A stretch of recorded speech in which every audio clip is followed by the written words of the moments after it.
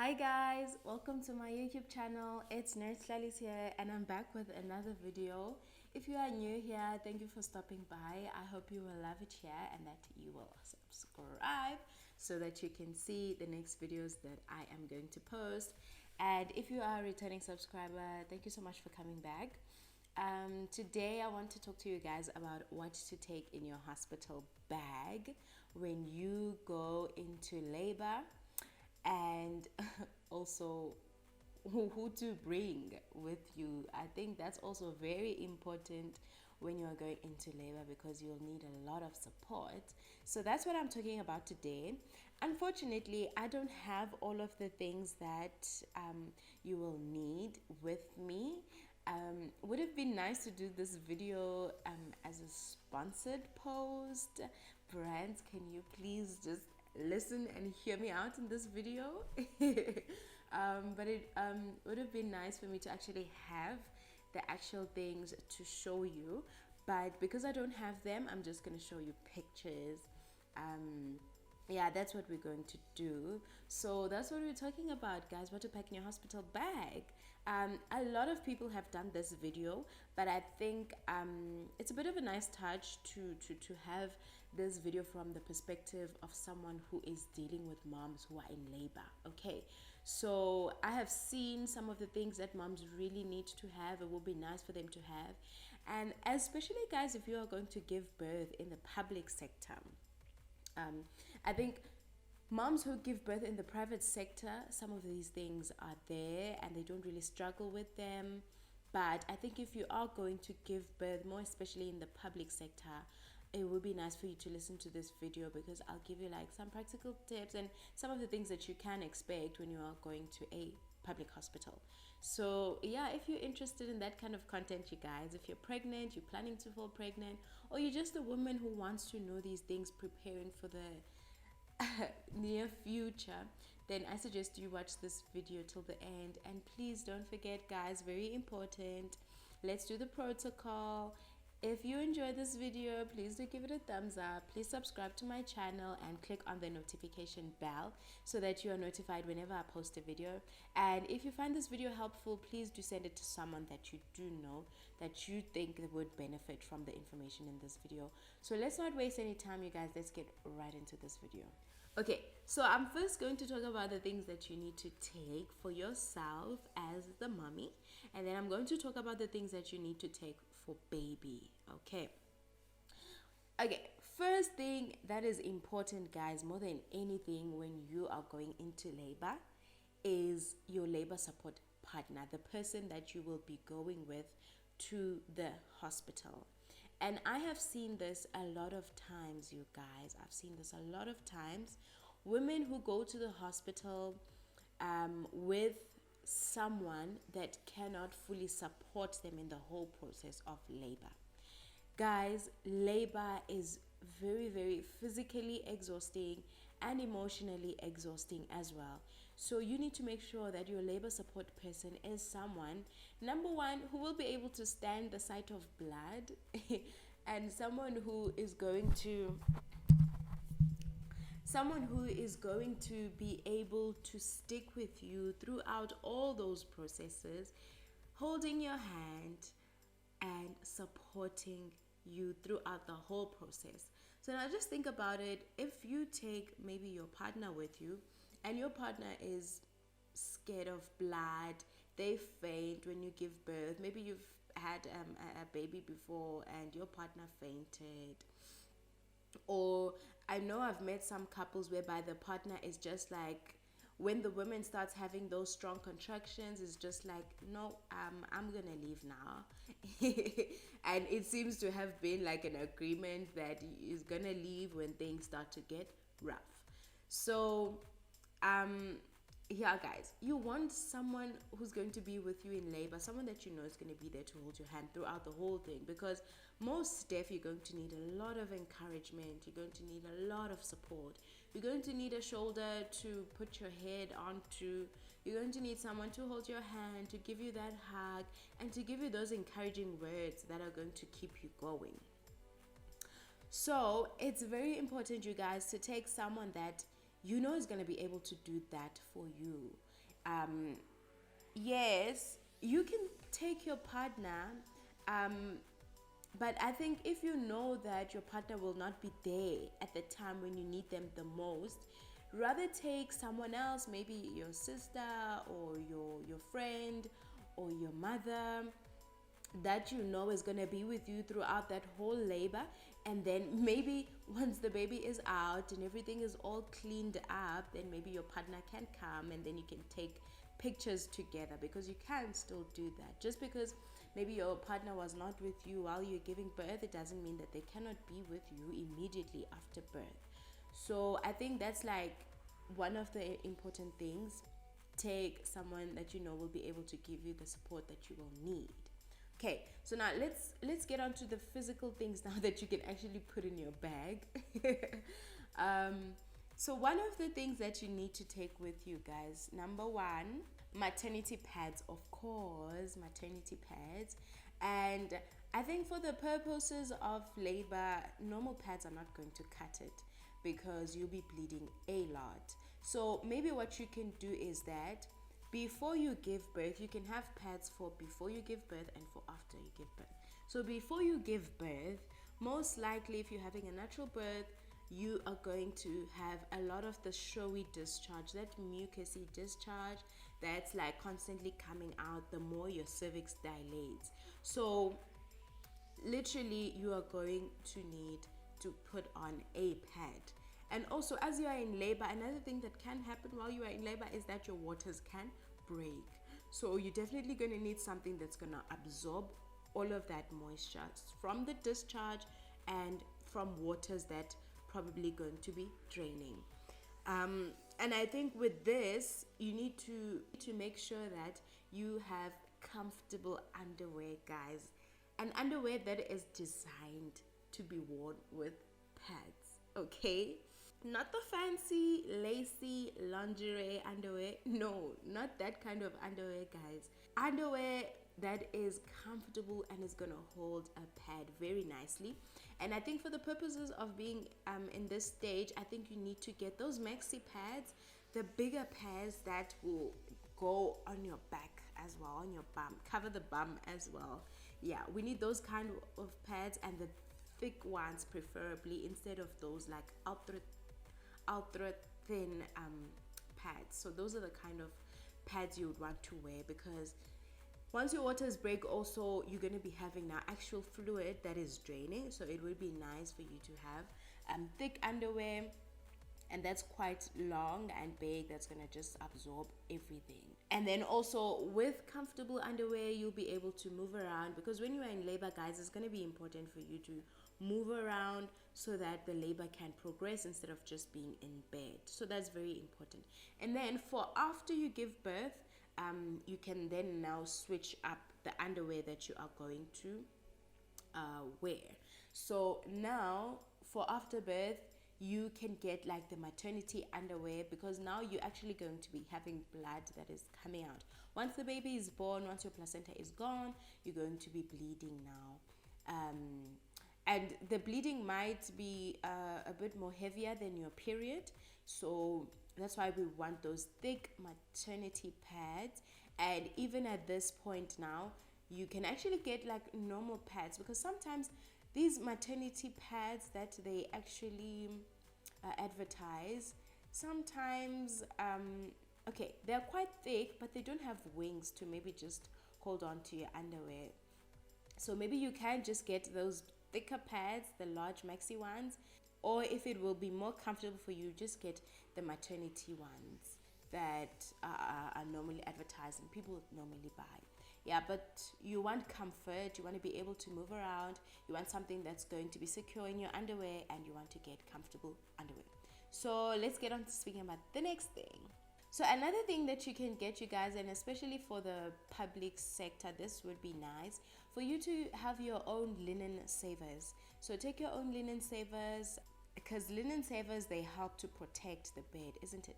Sometimes when you are in labor, guys, your waters are going to break at a time that you do not expect. So I think when you are in labor, it's best practice to, if you're on the bed, put linen savers. So sometimes in the public hospital, you will have an area whereby women can actually wait in between their checkups as they are in labor. So there won't be any linen savers. But when you do go to like the assessment room, for example, they will put a linen saver on the bed you'll be examined on to check how far dilated you are. But now, in the room where you are going to be waiting in between your checkups, there probably won't be any linen savers there, especially in the public hospital. So if you have your own linen savers, you can protect the bed and ensure that even if you start bleeding or your waters break at that moment, you don't actually mess up the mattress. And just keep the mattress clean, guys, for the next person. And one thing about public hospitals, sometimes they don't even change the mattresses, and a hospital or a clinic will have the same mattresses for I don't know how many ever years, and those mattresses have so much blood. They've been through a lot of blood, a lot of liquor, and a lot of bodily fluids, and it is just a mess. Yes, it will be cleaned, but now over time, those mattresses, especially the kind of mattresses that I use, and sometimes the mattress protectors just they just moved. It's a mess, guys. So please just bring your own linen savers and protect the linen. And another thing also I think would be great is to bring your own linen for the bed as well. So as I said, there'll be that bed where you'll be waiting in. So bring your own sheets and bring your own sheet and bring your own pillowcases. I personally prefer that. I would like to do that. I would prefer to do that if I would go and give birth at a public hospital, because I know, guys, I am so fussy about like everything. I'm so fussy about cleanliness, and yeah, that's me. So I would bring my own sheets and bring my own pillowcase so that I sleep on my thing. And then obviously just bring those linen savers to protect your sheet that you brought with you and to protect the bed for the next person as well. Okay, and then also bring a gown. Something that's very important. So bring a gown with your pajamas. And the best pajamas to wear is pajamas that can easily be taken off. Because sometimes when you are in labor, you're going to start feeling so hot. Or when the baby comes out, you want to just be able to take up that underwear and push baby out if you have to.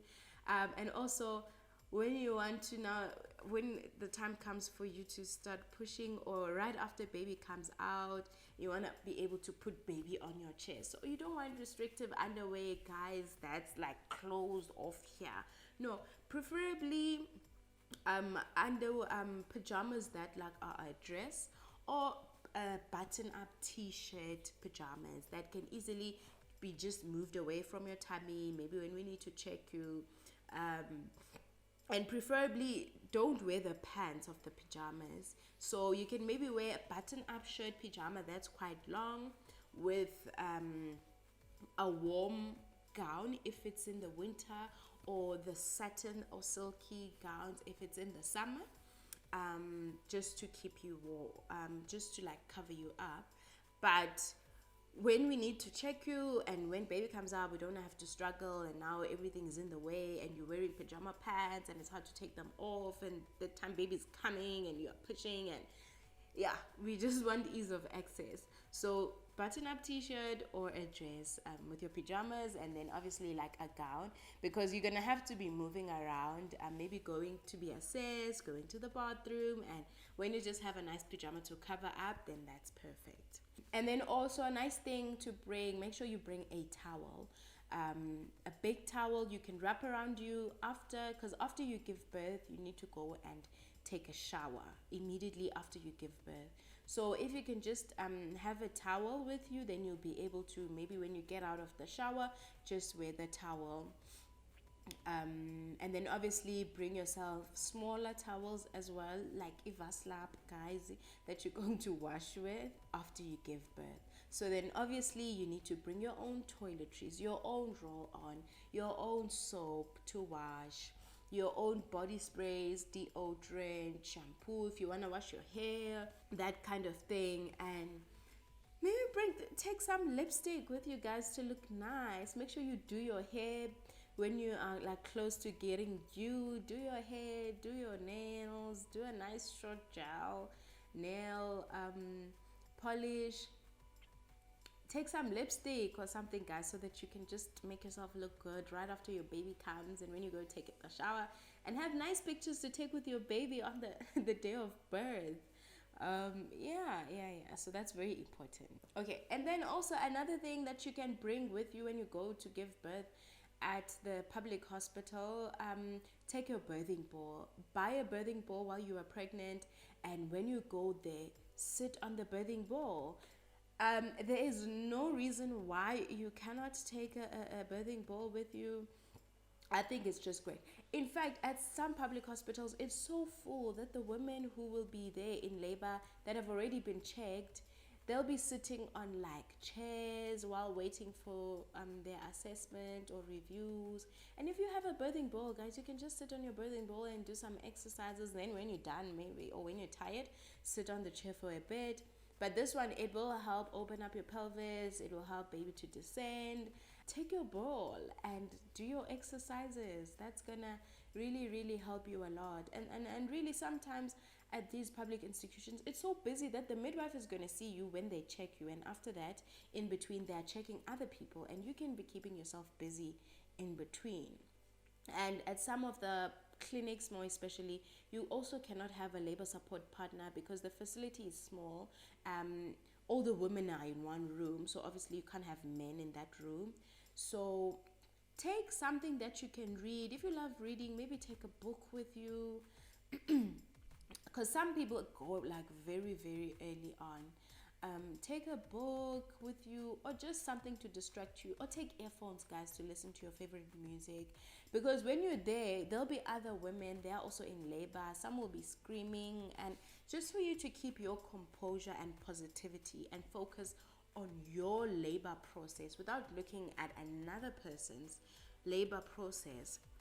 Listen to music, shut off the world, focus on yourself. Read something, or just listen to some, even if it's just white noise, or listen to something just to distract yourself and keep yourself calm. Or even if you listen to like motivational talks, whatever works for you, get yourself some earphones and keep yourself busy in between those contractions. And then also bring some tissue oils, especially if you have a doula or you're at the private hospital and you have a labor support person. Bring some tissue oil or some essential oils to put on a diffuser in the room if you have a private room. And then some tissue oil that maybe your partner can massage on your back where you're feeling the pressure a lot. And they can give you a nice massage just to ease the pressure on the back, or your doula can do that for you. So that will really help if you have an oil. Oils work best with massages, so that's gonna help a lot. You might not be able to do that at the public hospital because your labor support person or a doula might not be allowed, but if a doula is allowed, then great, you'd be able to get a nice massage, so that's nice to have. And then other things that you can take with you, it's things like your ID documents, yours and your partner's, especially if you want your baby to have your partner's surname, if you don't already have your partner's surname. Your ID copies, your like marriage certificate, if they might need that, your marriage certificate if you are married. So those documents that are going to be for registering your baby after your baby is born. And then I think lastly, bring snacks, guys. Snacks that have that are high in energy and nutritious and easy to eat. Because at some places like the clinics, for example, I know they don't serve food. Maybe unless you are at the hospital, food will be served, but at the clinic there won't be food that will be served. So buy food. Make sure you eat on the day of labor for as long as you can. Take an energy drink. actually not an energy drink, maybe something like Powerade or Energy that has electrolytes that you can drink throughout labor so that you don't become dehydrated. Snacks like energy bars, protein bars, maybe smoothies, a shake, fruit, anything that's light, guys. Maybe get like a salad, a highly nutritious meal that's going to give you energy, because trust, you are going to need a lot of energy in labor. So having snacks, something to nibble on, and then also like getting proper meals as well, but nothing heavy, you guys, because there's a point in labor where you're gonna start feeling so nauseous and you're gonna vomit, like you're gonna vomit. So have like light meals on the day when you are in labor, like light meals but nutritious meals, things that are gonna sit nicely in your tummy. Okay, so now let's talk about the baby, and things that are related to the baby, and things like processes related to the baby, like feeding, for example. What can you take? So obviously take nappies for your baby. Yeah, immediately when the baby is born, we need to put on a nappy, and we'll also need wet wipes as well, because babies pee and you need to wipe off all of that pee. And then also, after baby is born, they have that very sticky and black poop that's called meconium, and sometimes, especially that first one, guys, it can come out a lot, like a lot, and it will just be sticky all over the baby's genitals and buttocks. So you definitely need baby wipes to be able to wipe that off. And then you can also use the wipes to wipe off the blood from your baby after baby is born, if like there was maybe a lot of blood, or just to wipe baby's face to look cleaner, for those pictures that you want to take, obviously. So that's very important, baby wipes. And then also get cotton swabs, or what is it called, like earbuds and surgical spirit that you can use to clean the baby's cord. And this needs to be done every time when you change the nappy. So some surgical spirit, it's going to help you to be able to clean the cord, and cotton buds, they help you to get right at the base of the cord so that you can clean it properly. So I think cotton buds are actually the best, as opposed to just like normal cotton swabs for cleaning the cord. And then another thing, nipple cream, guys, that is very important. You're going to use nipple cream in between your feeds, on the nipples, so that the moisture can go back to your nipples, and then you can just feel a bit more comfortable after baby is on the breast. Because especially at the beginning, you guys, your breast and your nipples are not used to having a baby latch and suck on them, so they might feel very, very sore at the beginning. So at least if you have some nipple cream in between the feeds, you can just soothe your nipples. Then also, very important, guys, assess before you give birth, assess the kind of nipples that you have, so that if you have flat nipples, you can make sure to buy nipple shields, like from the beginning. And I think it's always nice if the woman is the one that does this and goes and buys the nipple shield, so that she can assess the size of her nipple as well. So nipple shields will help the baby to latch onto like nipples that are more on the flat side of things. So very important, get the nipple shields way before labor. I know with most people, they don't know about nipple shields. They only find out about them when they are when they've already given birth, and usually it's the father that is sent to go and buy them. And sizing is very important with the nipple shield. If you get a medium nipple shield and you have small nipples, it's gonna be quite tough to use them. So maybe as the mom, if you know you have flat nipples, just buy them before you go into labor. Then you know you are sorted for when your baby is coming. Okay, and then obviously you have to bring clothes for your baby and the blanket. So you'll need a receiving blanket, you'll need a bigger blanket, you'll need all sorts of blankets. I'm not going to go into like all the blankets. And you need a vest for your baby, you need baby clothes, you need socks, you need a beanie. Baby needs to wear a beanie immediately after birth, and socks to keep the baby warm. And then you can even get, what is it called? Is it mittens? The ones that cover the hands, because babies like to scratch themselves. So get those as well. So everything that has to do with dressing baby up, and preferably more than one outfit, guys. Maybe like if you are giving birth naturally and you're going to be discharged within 6 hours, maybe get like one or two or three outfits for baby. Yeah, just to be on the safe side. If it happens that baby, poops all over the place or pees all over the place and messes up one outfit, then you are sorted. And then usually in that first day, especially if you're having a natural birth and you'll be discharged home, you're not going to have to wash baby, and you're not going to have to put anything on baby's skin, because baby will still have that vernix, that coating, and that's usually on the baby's skin that looks like yellowish creamish. So that will be enough to moisturize your baby's skin. But maybe if you're having a cesarean section, you're going to stay at the hospital for quite some time. They will bath your baby at the end of your stay before you go home. Then, so you might have, you might want to take some aqueous cream and emulsifying ointment, just to put on the baby's skin and also to wash babies.